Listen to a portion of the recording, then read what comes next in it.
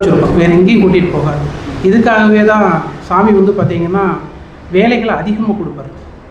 சிலர் என்ன சாமி இவ்வளோ வேலை கொடுத்துட்றாருன்னு சோர்ந்து போக பாருங்க. ஆனால் அது சோர்ந்து போகிறதுக்காக இல்லை, நம்மளை ஆக்டிவாக வச்சுக்கிறதுக்காக சாமி கொடுத்தது. அப்புறம் அதே போல் இப்போ பாடல் கொடுத்துருக்காங்க, பஜகோவிந்தம் அப்படிங்கிறது. பஜகோவிந்தம்ங்கிறது உண்மையிலுமே சுவாமிகள் நிறைய கிளாஸ் எடுத்திருக்காங்க. ஆனால் எனக்கு பஜகோவிந்தம் பற்றியெல்லாம் தெரியாது.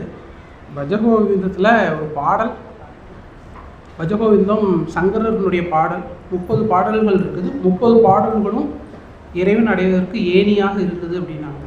ஆனால் அதில் ஒரு பாடல் எழுதிட்டு வந்திருக்கு.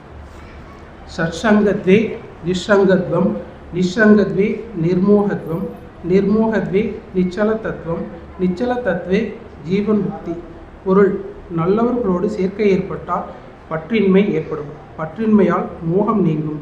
மோகம் நீங்கினால் அழியாத உண்மை எது என்று விளங்கும். அழியாத உண்மை எது என்று விளங்கினால் அதுவே ஜீவ முக்திக்கு வழி செய்யும்.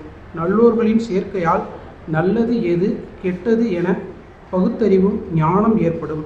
இதனால் எல்லா செல்வங்களையும் அடைய முடியும். சச்சங்கங்களில் எல்லா ஆபத்துகளையும் நீக்க வல்லது. நமது ஆன்ம வளர்ச்சிக்கு தடையாய் இருக்கும் அறியாமையை விளக்கும் வலிமை சச்சங்கத்திற்கு மட்டுமே உண்டு. அறியாமையை அழிப்பதும் உலகை புரிந்து கொள்ள உதவுவதும் மனதின் வியாதிகளை போக்க உதவுவதும் இந்த சச்சங்கம். உதாரணம்: மழைக்கு பின் எப்படி பூக்கள் மாசுகள் நீங்கி தங்கள் இயற்கை அழகுடன் பிரகாசிக்குமோ அப்படியே சச்சங்கத்தினால் நமது அறிவு பிரகாசிக்கும். எப்படிப்பட்ட துன்பங்கள் ஏற்பட்டாலும் பிரச்சனைகள் ஏற்பட்டாலும் கூட ஒருவன் சச்சங்கத்தை கைவிடுதல் கூடாது. சச்சங்கம் நல்ல வழியை காட்டும். இருட்டை சூரிய ஒளி நீக்குவது போல சச்சங்கம் நம்முள் இருக்கும் அறியாமையை நீக்குகிறது. அறிவுடையவன் சச்சங்கத்தை விட்டு நீங்க மாட்டான். கோச்சுக்காதீங்க இந்த வார்த்தை போட்டதுக்காக. அறிவுடையவர்கள் சச்சங்கத்தை விட்டு நீங்க மாட்டார்கள் அப்படின்னு போட்டிருக்கணும். அந்த இடத்துல மன அமைதி என்பது ஆராய்ந்து அறிதல் சச்சங்கம். இம்மூன்றுமே ஒருவனுக்கு மகிழ்ச்சியை தருவன. இவற்றின் துணை இருந்தால் பிறவி பெருங்கடலை துன்பமின்றி கடத்தல் எளிதாகும். இறைவனை அடைவதற்கு எண்ணற்ற வழிகள் இருந்தாலும் சச்சங்கம் நல்ல பெரியோர்களின் தொடர்பு மிக அவசியம். சத்து என்றால் உண்மை, அறிவு, ஆனந்தம், நிலையானது, சத்தியமானது. உதாரணம்: ஒரு செடியின் உயிர் வாழ்வதற்கு நீர் அவசியம்.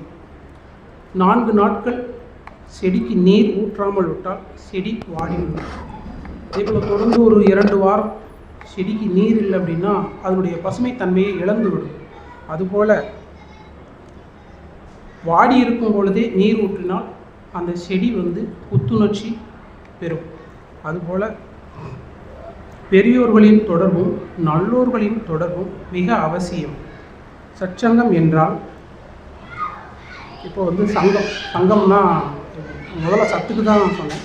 இப்போ சங்கம்ங்கிறது வானிலிருந்து சிறு சிறு மலைத்துளிகள் ஒன்றாக சேர்ந்து அருவியாக உருவாவது போல் உருவாகிய அருவி இறைவன் என்னும் கடலை அடைவதே சத்தான சங்கம். பெரியோர்களின் தொடர்பு பெரியோர்களின் மூலம் ஏதோ சாதனை செய்து முன்னேறின ஒருவரின் தொடர்பும் கிட்ட ஏதுவாகிறது. அவர்கள் மூலம் சில அபியாசம் ஆரம்பித்து சாட்சியாக உள்நோக்கை ருசிக்கத் தொடங்குகின்றான். சாத்திரங்களில் இந்த உள்நோக்கையே அந்தர்முக திருஷ்டி என்றும் தட்சிணாமூர்த்தி பிரசாதம் என்றும் உள் அபிமானம் என்றும் இப்படி பலவிதமாக சொல்வார்கள். நாம ரூப கிரியா நாட்டம் தேயத் தொடங்கிய சச்சிதானந்த நாட்டம் ஆரம்பமாகிறதும் என்றும் இதை அடிப்படையாக வைத்தே சொல்வார்கள். பக்தன் ஒரு பாடலுங்க, எனக்கு பாட தெரியுதான்னு தெரியல, ஆனால் நான் பாடுறேன். உழண்டு திரிந்தென்னை உத்தமனாக்கி வைத்தாய், உழன்று திரிந்தென்னை உத்தமனாக்கி வைத்தாய், உயரிய பெரியோருடன் ஒன்றினை கூட்டி வைத்தாய். உயரிய பெரியோருடன் ஒன்றினை கூட்டி வைத்தாய். உழன்று திரிந்தென்னை உத்தமனாக்கி வைத்தாய். உயரிய பெரியோருடன் ஒன்றினை கூட்டி வைத்தாய். நிலனென தொடர்ந்த முன்னூல் கொடுமையை நீக்க செய்தாய். நிலனென தொடர்ந்த முன்னூல் கொடுமையை நீக்க செய்தாய். பயன்: நிழல் மாறி தொடர்ந்து வரும் ஊழ்வினை அறுத்து விடுவார்கள். நல்ல செயலில் ஈடுபட்டால், நல்லோர்களின் சேர்க்கை இருந்தால், அவனுடைய கர்மா அனைத்தும் பகவானுடைய அருளால் துடைக்கப்படும். உதாரணம்: மீன் நீரிலே வாழ்ந்தாலும் தரையிலே விழுந்தவுடன் துடிதுடித்து தன்னுயிரை மாய்த்துவிடும். அதுபோல இறைவனை நினைப்பதே உயிராகவும் உணர்வாகவும் இருப்பவர்கள் பெரியோர்கள். நீரிலே இருக்கும் அழுக்கை உணவாக எடுத்து நீரை சுத்தம் செய்வது போல் தன்னுடைய சீடரிடம் உள்ள குறைகளையும் நீங்கச் செய்து தன்னைப் போலவே இறைவனின் உணர்வுகளில் திளைக்க செய்வார்கள் பெரியோர்களின் விருப்பம். சற்சங்கம்: சற்சங்கத்தின் அர்த்தமானது பூரண சக்திமயமான இறைவனின் சங்கம் என்பதாகும். அதாவது சத் என்பது பூரண சக்தியையும், சங்கம் என்பது சாதகர்கள் அல்லது மகான்களின் சகவாசம் என்பதாகும். சுருக்கமாக சொல்வதெனில், சற்சங்கம் இறைவனின் இருப்பை அனுபவுவதற்கு உகந்த சூழலாகும். நாம ஜெபம் செய்ய துவங்கிய பின் ஒருவர் செய்யக்கூடிய அடுத்த கட்ட பயிற்சி இதுவாகும். அதனால் நாம ஜெபம் செய்வது நிறுத்தப்படும் என்பது பொருள் அல்ல. இறைவனின் நாமத்தை உச்சரிப்பதோடு சற்சங்கங்களுக்கு செல்ல வேண்டும் என்ற ஒரே எண்ணம் கொண்ட நபர்களுடன் இறைவனை உணரும் நபர்களுடன் தொடர்ச்சியாக கலந்துரையாடல் செய்வதற்கு ஏதுவாக அமையும். சற்சங்கம் என்பதின் அர்த்தத்தை புரிந்து கொள்வதாலும் சற்சங்கங்களுக்கு செல்வதாலும் பல நன்மைகளை பெற முடியும். ஆன்மீக சாஸ்திரங்களை பற்றிய சந்தேகங்களை கேட்டு தெளிவுபடுத்திக் கொள்ள முடியும்.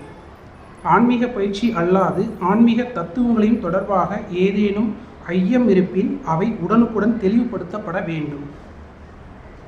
இல்லாவிட்டால் மனப்பூர்வமாக ஆன்மீக பயிற்சியை மேற்கொள்ள முடியாமல் போகும். ஒருவர் தன்னுடைய ஆன்மீக அனுபவத்தை பகிர்ந்து கொள்வதோடு அதற்குரிய ஆன்மீக முக்கியத்துவத்தையும் புரிந்து கொள்ள முடிகிறது. மற்றவரின் நம்பிக்கையை பற்றி தெரிந்து கொள்வதால் நமக்கு ஆன்மீக பயிற்சியினை தொடர்ச்சியாக செய்ய ஊக்கமளிக்கிறது. சூட்சும நிலையில் ஒருவருக்கொருவர் தெய்வீக உணர்வினை சைதன்யம் சற்சங்கம் மூலம் பெறுகிறார். சற்சங்கத்தினால் சாத்வீக தன்மை ஒருவரின் ஆன்மீக பயிற்சிக்கு பெரிதும் உதவுகிறது. சுற்றுச்சூழலில் உள்ள ராஜ தம அணுக்களால் ஆன்மீக மாசடைவும் ஏற்படுவதால் இறைவனை பற்றி நினைப்பதற்கும் ஆன்மீக பயிற்சி செய்வதற்கும் கடினமாக உள்ளது. இருப்பினும் நாள் முழுவதும் நாம ஜெபம் செய்பவர்களின் சகவாசத்தில் இருக்கும் பொழுது இதற்கு எதிர்மறையான பலன்கள் கிடைக்கிறது. சாதகர்களிடம் இருந்து வெளிப்படும் சாத்வீக அதிர்வலைகளால் அல்லது தெய்வீக உணர்வினால் நாம் பயனடைகிறோம். சற்சங்கத்தின் நுழையும் போது வாழ்க்கையில் மிகவும் அடிபட்டு வேதனையுடன் சென்றாலும் சற்சங்கம் முடிந்து வெளியேறும் பொழுது உள்ளிருந்து புதுப்பிக்கப்பட்டது போல் முற்றிலும் புதிதாக உணர்வோம். சற்சங்கத்தின் போது உண்மையில் என்ன நடக்கிறது? சற்சங்கத்தில் இருக்கும் பொழுது இறைவனிடம் இருந்து நேர்மறை சக்தி சாதகர்களுக்கு பெரிதும் பயனளிக்கிறது. இருப்பினும் எந்தளவு நேர்மறை சக்தி கிடைக்கும் என்பது அவரவர் ஆன்மீக நிலையினை பொறுத்தது. ஆன்மீக உணர்வில் ஆணவமற்ற நிலையையும் பொறுத்தது. அதற்கேற்ப விகிதத்தில் மாறுபடும். சற்சங்கத்தின் முக்கியத்துவம் அளவிட முடியாது. ஆன்மீக வளர்ச்சிக்கு உதவுவது சற்சங்கம். சற்சங்கத்தின் பலன்கள்: விஸ்வாமித்திரர் ஒரு யாகம் செய்ய தீர்மானித்தார். அந்த யாகத்தின் முடிவில் இருப்பதையெல்லாம் தானம் கொடுத்து விட வேண்டும் என்பது முறை. அதை அனுசரித்து விஸ்வாமித்திரர் தன்னிடம் இருந்த எல்லாவற்றையும் தானம் கொடுத்து கொண்டிருந்தார். அதை அறிந்த வசிட்டர் விஸ்வாமித்திரர் கொடுக்கும் தானத்தை தானும் பெறுவதற்காக வந்தார். வசிட்டர் வருகையை அறிந்த விஸ்வாமித்திரர் மனம் மகிழ்ந்து வசிட்டருக்கு தானம் கொடுத்தார். தானம் பெற்ற வசிட்டரும் விஸ்வாமித்திரரை போல தானும் ஒரு யாகம் செய்ய தீர்மானித்தார். யாகத்தின் முடிவில் தன்னிடம் இருந்த எல்லாவற்றையும் தானம் செய்ய தொடங்கினார். வசிட்டர் தானம் செய்வதை அறிந்த விஸ்வாமித்திரர் நாமும் போய் அதை பெற வேண்டும் என்று புறப்பட்டு வந்தனர். ஆனால் விஸ்வாமித்திரர் வருவதற்குள்ளாக வசிட்டர் தன்னிடம் இருந்த அனைத்தையும் தானம் கொடுத்து முடித்து விட்டார். அதை அறிந்ததும் விஸ்வாமித்திரர் கோபமடைந்தார். ஓ வசிட்டரே, நீர் என்னை அவமானப்படுத்தி விட்டீர். தானம் வாங்க வந்த என்னையும் வெறும் கையுடன் விட்டீர்கள் என்றார்.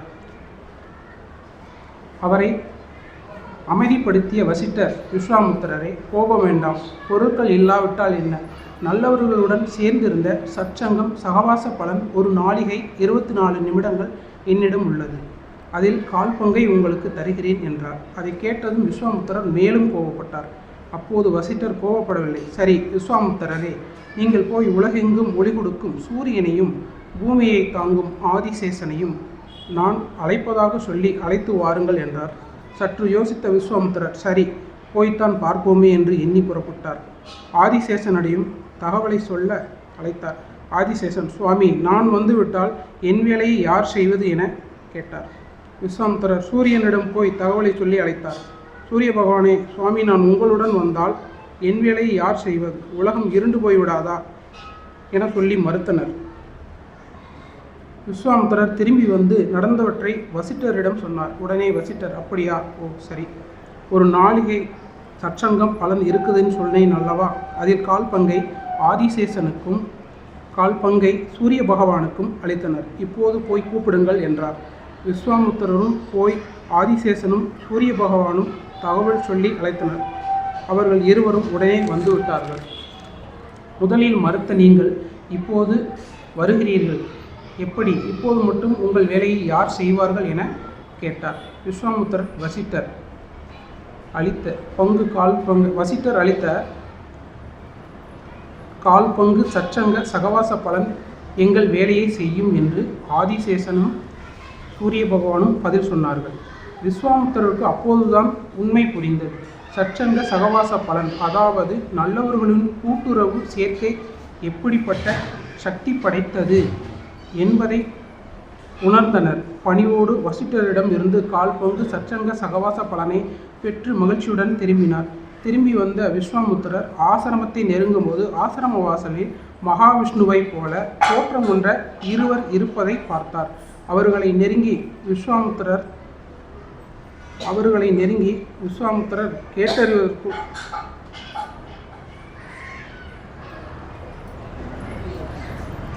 அவர்களை நெருங்கி கேட்பதற்குள் அவர்களே பதில் சொன்னார்கள். ராம அவதாரம் செய்ய போகிறார். அப்போது சீதாதேவிக்கும் ஸ்ரீராமருக்கும் திருமணம் செய்து வைக்கும் பாக்கியம் தங்களுக்கு கிடைத்துள்ளது என்றார். இது சற்சங்கத்தினுடைய பலனாக இறைவனுக்கே திருமணம் செய்து வைக்கக்கூடிய பாக்கியம் விஸ்வாமித்திரருக்கு கிடைச்சிருக்கு. இது சற்சங்கத்தினால தான் கிடைச்சிருக்கு. ஔவையாரினுடைய ஒரு நூலில் குறிப்பிட்றாங்க, நல்லாரை காண்பதும் நன்றே, நல்லார் மிக்க நல்லார் சொல் கேட்பதும் நன்றே, நல்லார் குணங்கள் உரைப்பதும் நன்றே, அவரோடு இணங்க இருப்பதும் நன்றே அப்படின்னு. இப்போ சூரியனை பற்றி ஒரு உதாரணம் சொல்கிறேன் சார். சூரியன் காலையில் உதிக்கும்போது பார்த்திங்கன்னா ரம்மியமாக இருக்கும். காலை பொழுது தொடங்கும்போது அதனுடைய வெப்ப தாக்கம் இருக்காது, ரொம்ப ரம்மியமாக இருக்கும். அதுவே உச்சி பொழுதாகும்போது அதனுடைய வெப்பத்தை தாங்க முடியாது. அது மறையும் பொழுது மீண்டும் அந்த ரம்மியமான காட்சி வரும். நான் சாமிகிட்ட அப்படி தான் சேர்ந்தேன்னு நினைக்கிறேன். ஏன்னா ஜெகநாத சாமிகளினுடைய ஒரு நடுவானில் சூரியனாக எரிஞ்சிட்ருக்கும்போது நான் வரலை. இதை எதனால் சொல்கிறேன் அப்படின்னா, சாமி பேசாமல் இருந்திருக்காங்கன்னு ராதாங்கள் எவ்வளோ நாள் சொல்லியிருக்கிறாங்க. பேசாமல் இருந்தவர் நம்மளுடைய கேள்விக்காக போட்டு அவரை துளைச்சி எடுத்துட்டோங்கிறது தான் உண்மை. எவ்வளோ கேள்வியில் சாமிகிட்ட கேட்க முடியுமோ அவ்வளோ கேள்வியில் கேட்டுட்டு இப்போ வாயை திறக்கிறதில்ல, எந்த கேள்விக்குமே தோன்றதில்லை. இதுக்காக ஞானம் அடைஞ்சிட்டோங்கிறதுலாம் இல்லை, கேட்க வேண்டிய கேள்வியெல்லாம் சாமிகிட்டே நிறையவே கேட்டுட்டேன் அப்படிங்கிறதுனால அந்த மாதிரி கேள்வி சந்தேகம் வந்தால் தானே அடுத்து போய் கேட்குறது. என்னுடைய சந்தேகங்களை எல்லாமே தீர்த்து வச்சது விஸ்வநாதர் சற்சங்கம் அப்படிங்கிறதுல எனக்கு எல்லாரும் ஐயம் இல்லை. உங்களை போல் நான் சற்சங்கம் அட்டன் பண்ணதில்லை, சற்சங்கங்களுக்கு வந்ததில்லை. இருந்தாலும் அவ்வப்போது கிடைக்கிற போது சற்சங்கங்களையெல்லாம் கேட்பேன். அதுபோக யூடியூப்களெல்லாம் நிறையா சட்டங்களையெல்லாம் அப்பப்போ எடுத்து காதில் மாட்டி கேட்டே இருப்பேன். நாங்கள் செய்கிற வேலை டெய்லர் வேலைங்கிறனால காதில் மாட்டிட்டு நாங்கள் வாட்டில் உட்காந்து கேட்டுட்ருப்போம். அப்படி கேட்கும்போது கூட வந்து நிறைய கேள்விகள் கேட்பேன் சாமிகிட்ட. ஒரு கேள்வியை கேட்டுட்டு அடுத்த கேள்விக்கு பதில் சொல்கிறதுக்குள்ள சாமிகிட்ட அடுத்த கேள்வி கேட்பேன். நீங்கள் இதெல்லாம் முதல்ல எங்கேருந்து கேட்டு வர்றீங்க அப்படின்பார் ஜெகநாத சுவாமி. இதில் நீங்கள் முதல்ல எங்கேருந்து கேட்டு வர்றீங்க அப்படின்னு. உனக்கு இந்த கேள்விக்கு நான் பதில் சொல்கிறக்குள்ளேயே அடுத்த கேள்வி கேட்டால் இந்த கேள்விக்கு பதில் சொல்லட்டுமா இல்லை வேண்டாமா அப்படின்பார். ஏன்னா அந்த மாதிரி தொடர்ச்சியாக கேள்வியை கேட்டுக்கிட்டே இருக்கு சாமிகிட்ட. இப்போ வந்து சைவம்னா வந்து நம்மளாம் வந்து என்ன நினச்சிட்ருக்கோம் அப்படின்னா, சைவ நூல்கள் ஆகம விதி அதெல்லாம் இருக்கணும், அதெல்லாம் எதுவுமே சொல்லலை. சைவம் அப்படின்னு நம்ம நினச்சிட்ருக்கிறது வந்து கறி சாப்பிட்றவங்கெல்லாம் வந்து அசைவம், கறி சாப்பிடாதவங்கெல்லாம் சைவம் அப்படின்னு நம்ம நினச்சிட்ருக்கோம். உண்மையில் அது இல்லைங்க. சைவம் அப்படிங்கிறது வந்து தான் அப்படிங்கிற தன் உணர்ச்சியை கூட அறுபட்ட நிலையில் தன்னுடைய சத்குருநாதர் பாதமே துணை அப்படின்னு இருக்கிறது தான் வந்து சைவம். சைவத்துக்கான பொருள் இதுதான். எனக்கு தெரிஞ்சதை சொல்லிட்டேங்க சுவாமி. அப்புறம்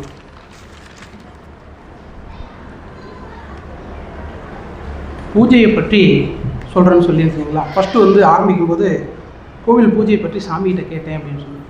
அப்போ சாமிகிட்ட கேட்டது வந்து என்ன கேட்டேன் அப்படின்னா, சாமிகிட்ட வந்து ஏன் அந்த மாதிரி கேள்வியெல்லாம் சாமிகிட்ட கேட்கணுன்னு எனக்கு தோணுச்சுன்னு தெரியல, ஆனால் கேட்டேன். இப்போ சொல்கிறேன். அதாவது வந்து சாமி நமக்கு ஜெகநாதர் சுவாமி கொடுத்த கடைசி சச்சங்கம் அதுதான். அதுக்கப்புறம் சாமிகிட்ட இந்த கேள்வி கேட்குறேன். நான் ஏன் கேட்குறேன்னு எனக்கு தெரியாது. சாமிகிட்ட என்ன கேட்டேன் அப்படின்னா, சாமி நீங்கள் வந்து இப்போ பூஜையெல்லாம் பண்ணிகிட்ருக்கீங்க, வழிபாடெல்லாம் பண்ணுறீங்க, எவ்வளோ மந்திரங்களாம் ஓதிட்டுருக்கீங்க, எதோ பண்ணிகிட்ருக்கீங்க.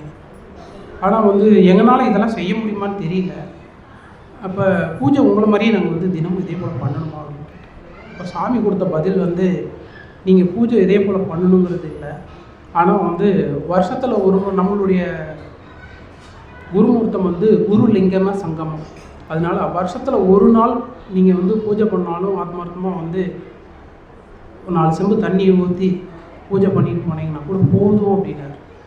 இதை எதனால் கேட்டேன் அப்படின்னா, இதுக்கப்புறம் தான் வந்து சாமி வந்து உடல் சரியில்லாமல் படுக்கிறாரு. ஆனால் எனக்கு என்னென்னா, இந்த ஆலயத்தை பராமரிக்கிறதுக்கு நம்மளுடைய பொருளாதார இருப்பு இருக்குமோ இருக்காதோ எனக்கு தெரியாது. ஆனால் சாமிகிட்ட இந்த கேள்வி கேட்குறேன். ஏன்னா சாமிகிட்ட இந்த கேள்வி கேட்குறேன் நான். சாமியும் அதே போல் உங்களுக்கு தெரிஞ்ச சாமி வந்து 28 நாட்கள் வந்து அங்கே இருந்தாங்க அப்படின்னாங்க. ஆனால் வந்து சாமி முன்னாடியே வந்து முடிவு பண்ணிட்டார். நமக்கு தான் அது புரியல. அதுதான் உண்மை. ஏன் அப்படின்னா, சாமி கடைசியாக உட்காந்துருந்த சச்சங்கத்தில் பேசும்போது கூட சாமி என்ன பதில் கொடுத்தாங்க அப்படின்னா, எனக்கு கோயில் பூஜை இதெல்லாம் போதும், நான் கிளம்புறேன் அப்படின்னாரு. கிளம்புறேன்னு சொல்லிட்டு என்ன சொன்னார் அப்படின்னா, ரித்திகேசம், கைலாயம் இங்கெல்லாம் நான் போக போகிறேன் அப்படின்னாரு. சாமி இது கொடுத்த பதில். இது கிளம்ப நீங்கள் இருந்தீங்களே, நீங்கள் செல்வியக்கா எல்லாருமே, நான் ரித்திகேசம் கைலாயம் போகிறேன் அப்படின்னாரு. ஆனால் அவர் போனாரா பாரு. ஏன் அப்படின்னா, அவருக்கு ரித்திகேசமும் கைலாயமாக இருக்கிறது தன்னுடைய குருநாதருடைய பாதம்தான். சாமியினுடைய உடல் எங்கே வைக்கப்பட்டது அப்படின்னா, தன்னுடைய குருநாதர் பாதத்தில் தான் வந்து ரித்திகேசமாகவும் கைலாயமாகவும் சாமி வந்து ஃபீல் பண்ணி சொல்லியிருக்கிறாங்கிறது கூட மரமண்டைக்கு எட்டலைங்க.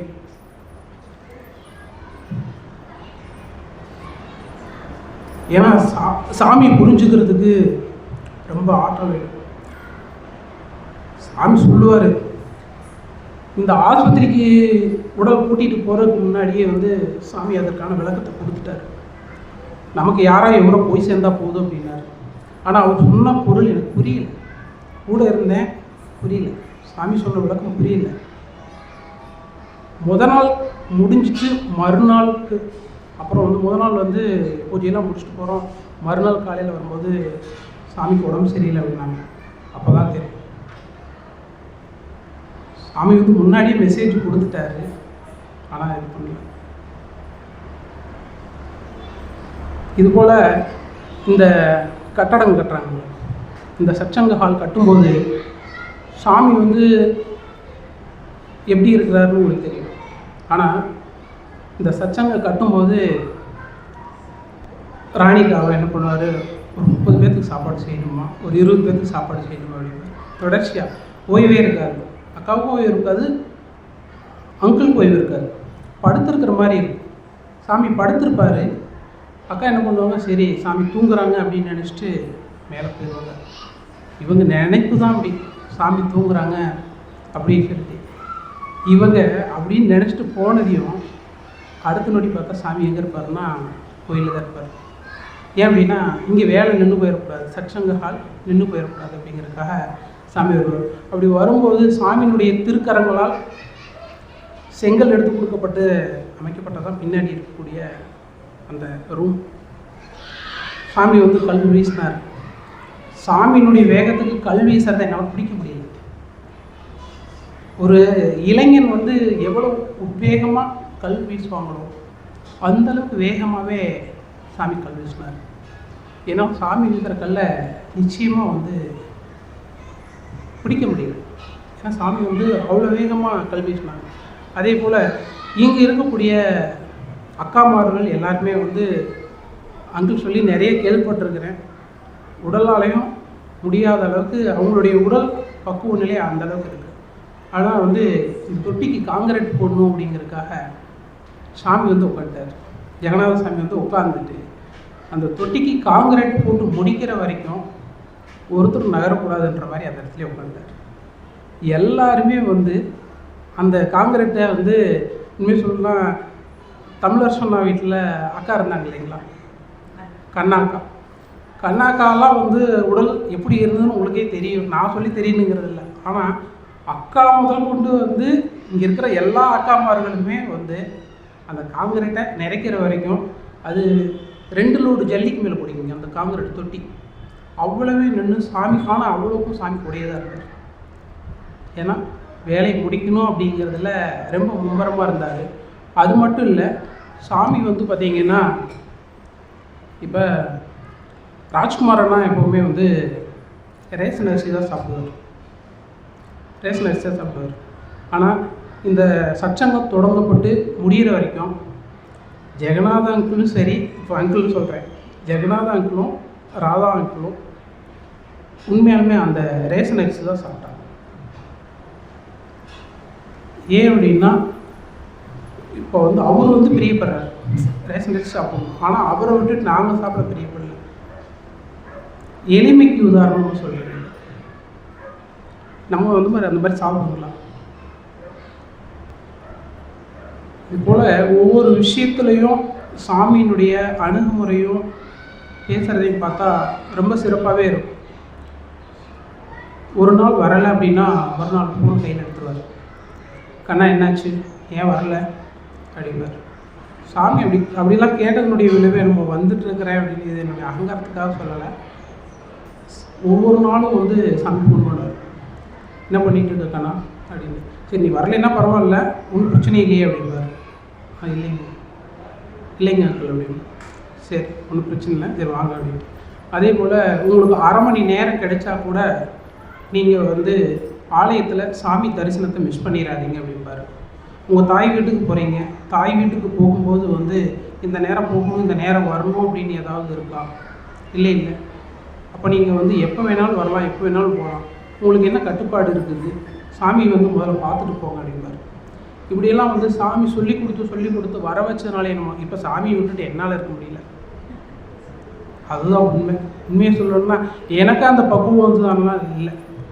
சாமி ஒவ்வொரு செயலையுமே சாமி தான் இருக்கிறார். ஜெகநாத சுவாமிகள் தான் இருக்கிறார். அதில் எல்லாரும் ஐயம் இல்லை. அப்படி தான் வந்து இந்த கட்டடம் வந்து முடிஞ்சதையும் வந்து அந்தரையாகம் பண்ணணும், சாமியை நோக்கி குருவை நோக்கி ஒரு 3 நாள் இருக்கணும் அப்படின்னார். இது அங்கிள்கிட்ட சொன்னது எனக்கு தெரியாது. ஆனால் எங்கிட்டையும் வந்து இந்த இதை சொன்னார். அப்போ அங்கிள்கிட்ட சொன்னேன், ராதா அங்கிள்கிட்ட சொன்னேன், இந்த மாதிரி சாமி வந்து அந்தரையாகம் பண்ணணும்னு சொன்னாங்க அப்படின்னு. ஆனால் அதை வந்து இன்றைக்கி நிறைவேற்றிட்டாங்க அப்படிங்கிறதுல ரொம்ப மகிழ்ச்சியாக இருக்குது. இங்கே பேச வாய்ப்பு கொடுத்த சச்சங்க அன்பர்களுக்கும் அனைவருக்கும் நன்றிங்கிறது ஒரு பொருள் சொல்லிடுறேன். நன்றி அப்படிங்கிறது வந்து நான் அப்படிங்கிறது நம்மளுடைய சச்சங்கத்தில் அகங்காரமாக இருக்குது. நான் இன்றி அப்படிங்கும்போது நான் அந்த இடத்துல இல்லை அப்படின்னா இங்கே இருக்கிறது எல்லாமே இறைவனுடைய செயல் தான். அதனால் நன்றியை உணர்ந்து சொல்வோம்.